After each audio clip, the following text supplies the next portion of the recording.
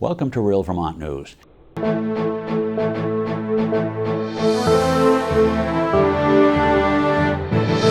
Today, we're looking into the continuing assault by Vermont's radical left politicians on our constitutionally protected right to keep and bear arms.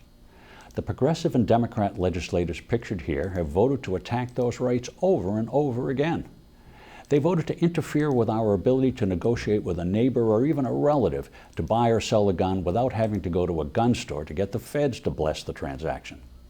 They voted to make us wait before we can get possession of a handgun we just bought. They voted to arbitrarily limit the size of an ammunition magazine we're allowed to buy. And they voted to forbid legal adults who happen to be under the age of 21 from buying a gun at all. That's only what they've come up with so far. There is absolutely no indication they plan on stopping these infringements of our rights anytime soon. They don't care that their gun control measures solve no obvious problem. Does anybody think Vermont really has a gun crime problem? No. These legislators passed New York-style gun control laws because they just don't like guns. And it's fair to say most of them don't like people who like guns either, which in Vermont is mostly us rural men. Talk about bigotry. These left-wing radicals who are so quick to claim bigotry in others don't realize how obvious it is that they hold the traditional lifestyle of rural Vermont men in contempt. And we feel that contempt. How can they legitimately represent us, the people of a rural state, when they actively dishonor such an important part of its tradition?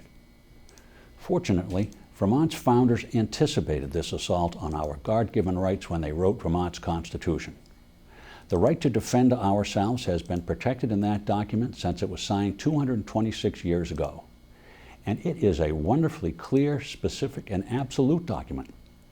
Article 16 of the Vermont Constitution says flat out that the people have a right to bear arms for the defense of themselves and the state, end quote.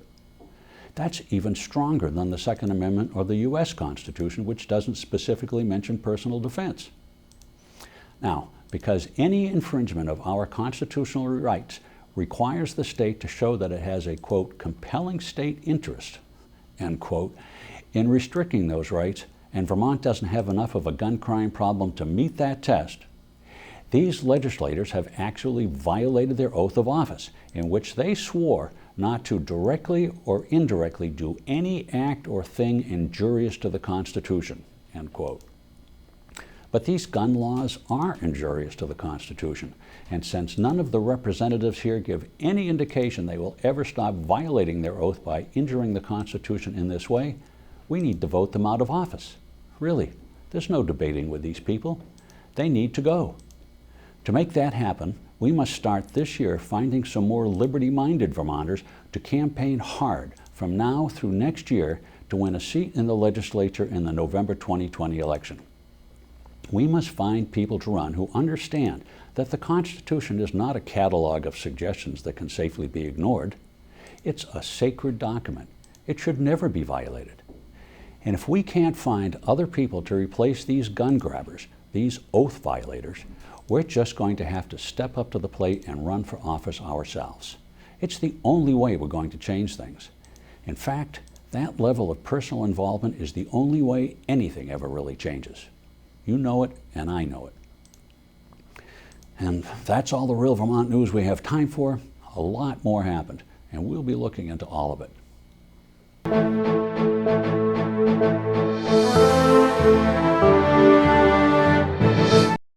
Paid for by Rescue Vermont Political Action Committee. Bob Frenier, Treasurer.